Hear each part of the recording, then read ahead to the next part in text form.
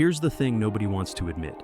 You're probably going to fail at life, not in some dramatic, catastrophic way, but in the quiet, devastating way where you wake up at 45 years old and realize you've been sleepwalking for 2 decades. You followed the rules, you did what you were supposed to do, and somehow you ended up living a life that feels like it belongs to someone else. And Friedrich Nietzsche predicted exactly why this would happen over 100 years ago. Today I'm going to show you the exact mechanism by which most people fail at life without even realizing they're failing.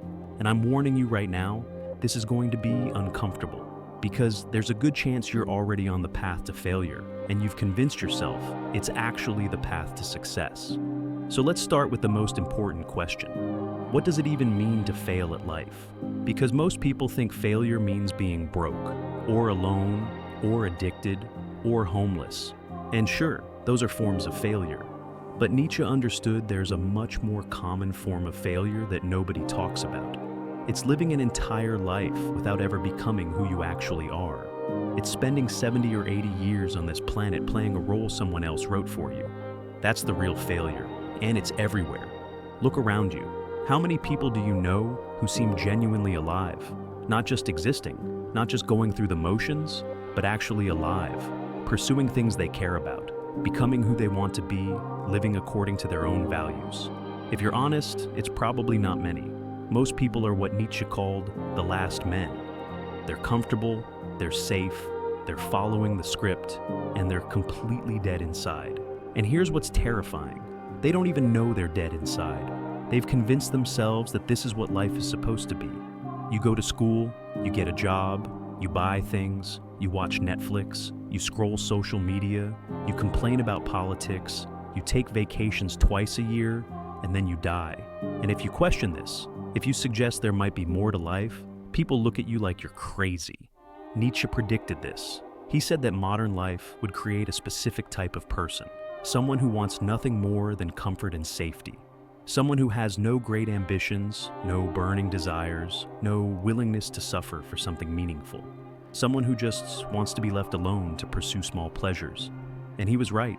That's most people. That's probably you. Now, before you get defensive, before you start listing all the ways you're different, just sit with that for a moment. Are you really pursuing something meaningful?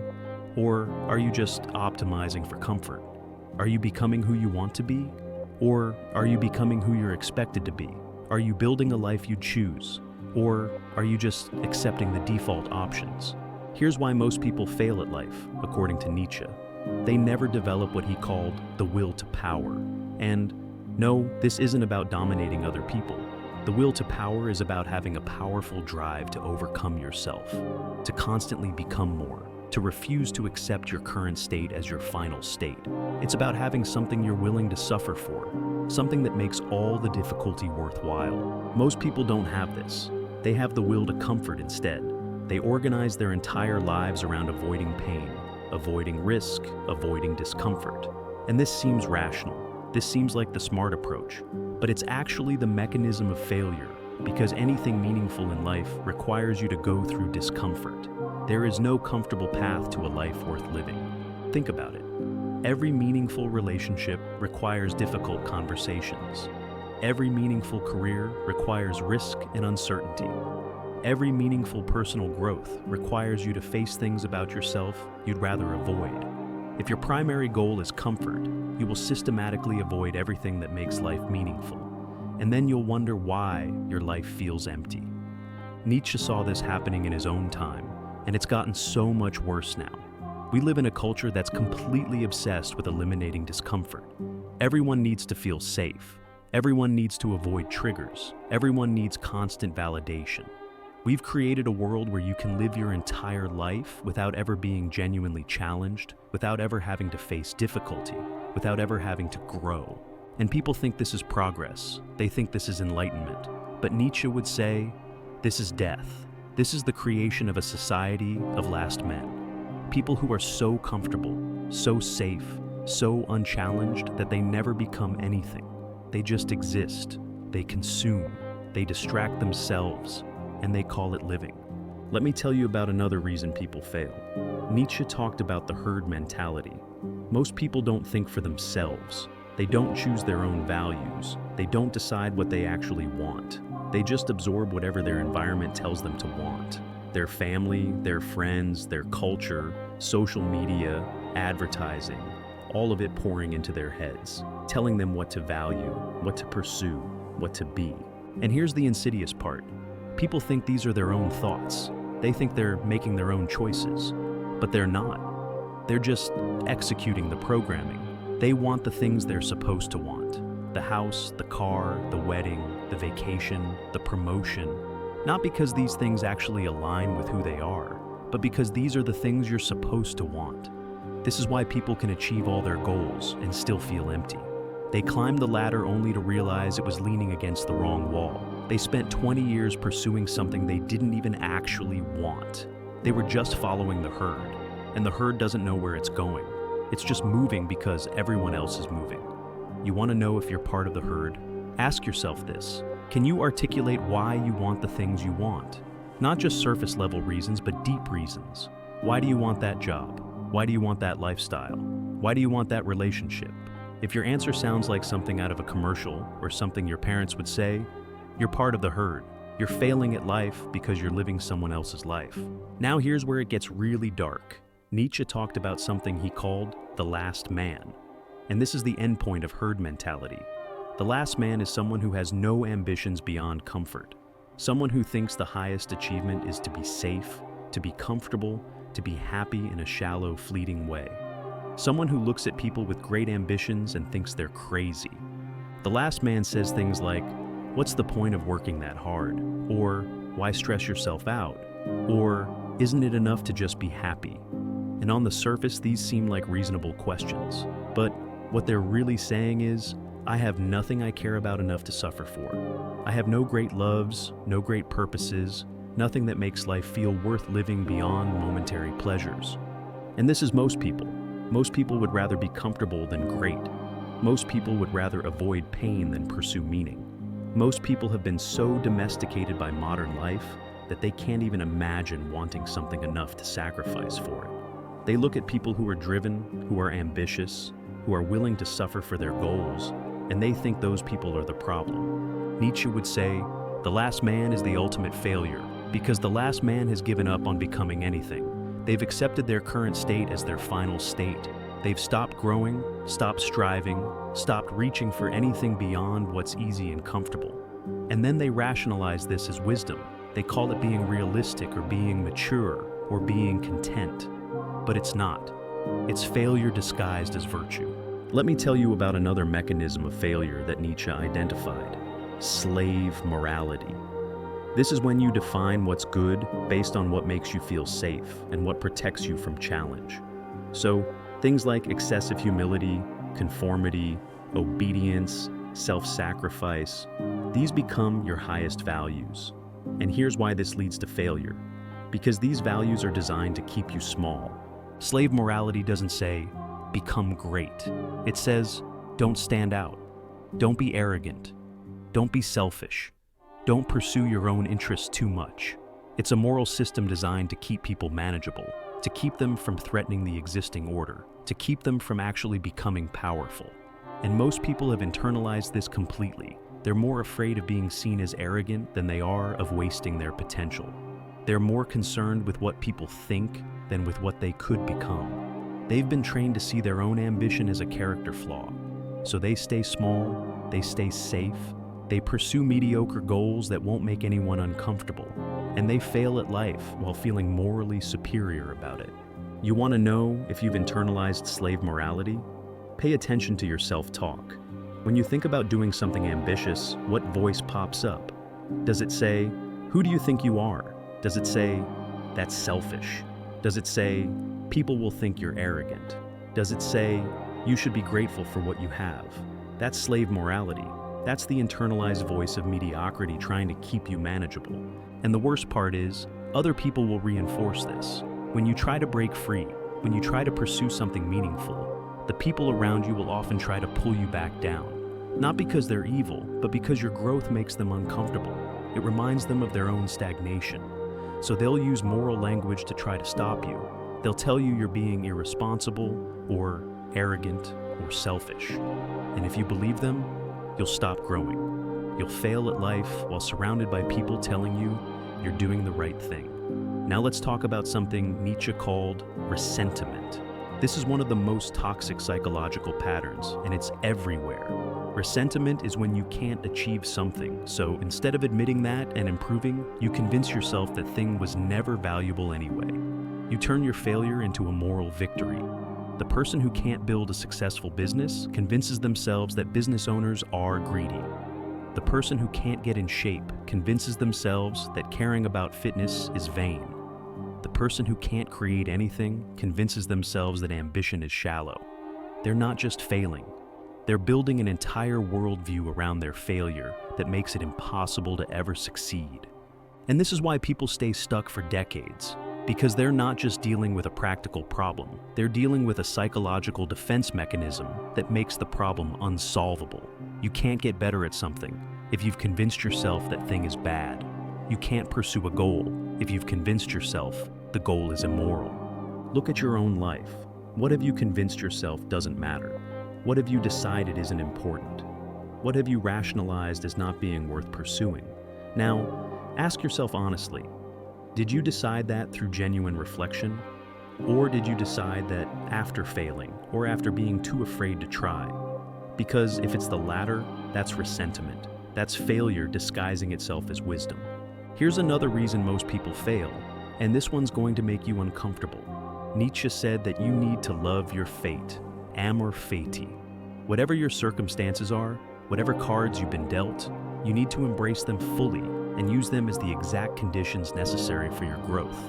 But most people don't do this. Most people spend their entire lives complaining about their circumstances. If only they had more money. If only they had better parents. If only they lived somewhere else. If only they had different opportunities. If only, if only, if only. They're waiting for perfect conditions before they start living, and perfect conditions never come. This is a guaranteed path to failure, because life is never going to be perfect. Your circumstances are never going to be ideal. There's always going to be something you can point to as an excuse. And if you're waiting for all the obstacles to disappear before you start pursuing what matters, you're going to die waiting. The obstacles are the path. The challenges are the curriculum. The difficulties are what make success meaningful. Nietzsche would say that the ability to embrace your fate, to stop complaining about your circumstances and start using them, is one of the key differences between people who succeed at life and people who fail. Winners look at obstacles and see opportunities. Losers look at opportunities and see obstacles. Same reality, completely different interpretation. So ask yourself right now, what are you complaining about? What circumstances are you using as an excuse not to pursue what matters? Whatever it is, that's probably the exact thing you need to embrace and work with. That limitation might be the thing that forces you to develop the skills and character you need to succeed. But you'll never know if you spend all your time wishing it was different. Let me tell you about one of the most dangerous traps that leads to failure. Nietzsche talked about how most people never become who they are. They spend their entire lives being who they think they're supposed to be. They never do the difficult work of figuring out their own values, their own desires, their own path. They just accept the default programming and call it their life. And this is absolutely everywhere. People go into careers they don't care about because it's what their parents wanted or what pays well or what seems prestigious. They pursue relationships that don't fulfill them because it's what they're supposed to do at their age. They live in places they don't like because that's where their job is. They spend money on things they don't care about because that's what successful people do. They're performing someone else's idea of a good life. And the worst part is, many of them don't even realize it. They feel this vague dissatisfaction, this sense that something's missing, but they can't identify what it is. What's missing is them, their actual self, the person they could have been if they'd ever bothered to figure out who that is. Here's a test. Can you describe what you value without using words that came from your parents, your culture, your education? Can you explain what you want without referencing what you're supposed to want? Can you articulate who you are beyond your roles and labels? If you can't, you're failing at life because you're not even living your own life. You're living a hand-me-down life. And becoming who you are is terrifying because it might mean admitting that everything you've built is wrong. It might mean disappointing people. It might mean starting over. It might mean being misunderstood. Most people aren't willing to face that. So they spend their whole lives wearing a mask, playing a role, being who they're supposed to be instead of who they are. And they wonder why life feels hollow. Now, let's talk about one of the most important concepts for understanding why people fail. Nietzsche talked about the eternal recurrence. Imagine you had to live your exact life, every single moment, over and over again for eternity. Nothing changes. Every choice you made, every action you took, every moment of your life, repeated infinitely. Could you embrace that? Would you want that? If the answer is no, you're failing. You're living in a way you wouldn't choose if you had to live it forever. You're wasting time. You're avoiding what matters. You're settling for less than you could be. And the eternal recurrence test doesn't let you lie to yourself. You can't say you'll change tomorrow because tomorrow is the same as today in eternal recurrence. You can't say this is temporary because nothing is temporary if it repeats forever. Most people would be horrified to live their lives again. They're spending most of their time on things that don't matter.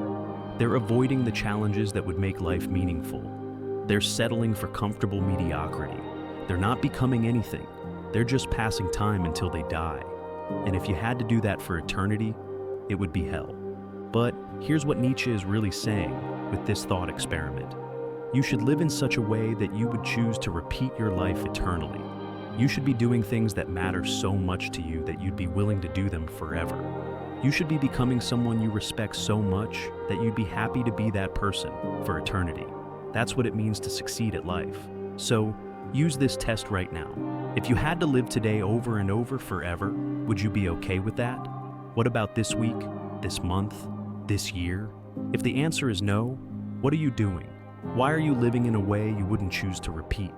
Why are you wasting your limited time on Earth doing things that don't matter enough to do forever? Here's another massive reason people fail that Nietzsche identified. Most people are addicted to pity, not just feeling pity for others, but wanting pity for themselves. They love being victims. They love having excuses. They love explaining why their life is hard and why nothing is their fault. And this feels good in the moment because it absolves them of responsibility. But it's absolutely poisonous, because when you see yourself as a victim, you give away all your power. If nothing is your fault, then you can't change anything. You're just floating along, buffeted by circumstances, unable to control your own life. And this is comfortable in a sick way because it means you never have to try. You never have to take risks. You never have to face the possibility that you could have done better. Nietzsche would say that pity, especially self-pity, is one of the most destructive emotions because it keeps you weak, it keeps you stuck, it gives you permission to fail. And our modern culture is completely soaked in this. Everyone's competing to be the biggest victim. Everyone's got a reason why they can't succeed. Everyone wants sympathy instead of solutions. And if you're stuck in this mindset, you will fail at life. Guaranteed, because you're not taking responsibility for your life. You're not seeing yourself as the author of your own story. You're seeing yourself as a passive character to whom things happen. And as long as you see yourself that way, nothing changes. The shift you need to make is brutal but necessary. Everything in your life is your responsibility. Not your fault necessarily, but your responsibility. Your circumstances, your emotions, your relationships, your career, your health, all of it. Even the things that happened to you that genuinely weren't your fault. Your response to those things is your responsibility. And until you accept that, you're powerless. Let me tell you about one more way people fail. Nietzsche talked about the death of God, and most people completely misunderstand what he meant. He wasn't celebrating, he was warning us. He was saying that when people stop believing in traditional religion and traditional values, they don't automatically become free thinkers. Most of them just find new things to worship, new authorities to obey, new dogmas to follow. And he was absolutely right. Look at modern life. People who don't believe in God believe in science as if it's infallible. They believe in political ideologies as if they're absolute truth. They believe in social media consensus as if popularity equals correctness. They've just replaced old authorities with new authorities. They're still following the herd. They still haven't learned to think for themselves. This is why most people fail. They never develop intellectual independence. They never question deeply. They never examine their own beliefs and values to see if they're actually true. or if they just absorb them from their environment. They're mentally lazy. They want someone else to tell them what to think, what to value, what to pursue, and then they spend their lives living according to these unexamined beliefs. Nietzsche's solution was to become what he called a free spirit, someone who questions everything, someone who thinks for themselves, someone who creates their own values based on what actually enhances life, rather than just accepting whatever values they inherited. But this is difficult. It's lonely. It means you might come to conclusions that separate you from the herd. And most people aren't willing to pay that price. So they stay in the herd. They think what they're supposed to think. They want what they're supposed to want. They live how they're supposed to live. And they fail at life because they never become individuals. They're just copies, variations on a theme, interchangeable parts in a machine. And deep down, some part of them knows it. Here's what this all comes down to. Nietzsche predicted that most people would fail at life because most people are not willing to do what's necessary to succeed. They're not willing to embrace difficulty. They're not willing to think independently. They're not willing to take full responsibility. They're not willing to question their programming. They're not willing to risk comfort for meaning. They're not willing to become who they actually are instead of who they're supposed to be. Success at life, real success, requires you to be exceptional. Not in the sense of being better than others, but in the sense of being an exception to the rules. You have to be willing to suffer for something meaningful. You have to be willing to stand alone. You have to be willing to be misunderstood. You have to be willing to face difficulty that others avoid. You have to be willing to become your own person in a world that wants you to be a copy. And most people aren't willing to do that. They want success, but they want it to be comfortable. They want meaning, but they don't want to suffer for it. They want to be individuals, but they don't want to separate from the herd. They want transformation, but they don't want to change. And so, they fail. Not dramatically, but quietly. Not all at once, but slowly, year after year, until they wake up one day and realize they wasted their life. But here's the thing. It doesn't have to be that way. You can choose differently, right now, today. You can decide to stop following the herd. You can decide to embrace difficulty. You can decide to figure out who you actually are. You can decide to take full responsibility for your life. You can decide to pursue something meaningful regardless of whether it's comfortable. The question is, will you, or are you going to prove Nietzsche right? Are you going to be another person who fails at life because it's easier than succeeding? Are you going to be another last man, comfortable and safe and completely dead inside? Are you going to spend your one life being who you're supposed to be instead of who you are? That's the choice. And it's not a one-time choice. It's a choice you make every single day. Every time you face discomfort, you choose whether to embrace it or avoid it. Every time you face a decision, you choose whether to follow the herd or think for yourself. Every time you face difficulty, you choose whether to grow or to make excuses. Nietzsche predicted most people would make the comfortable choice. Most people would choose safety over meaning. Most people would choose conformity over individuality. Most people would choose mediocrity over greatness. He predicted that modern life would create a world full of last men, and he was right. Look around, he was absolutely right. But you don't have to be one of them. You can be the exception. You can be someone who actually lives, someone who becomes who they are, someone who pursues meaning even when it's difficult, someone who takes responsibility, someone who thinks independently, someone who refuses to settle for comfortable failure. The path is clear, Nietzsche laid it out. The question is whether you have the courage to walk it, because most people don't. Most people will fail at life, and now you know exactly why.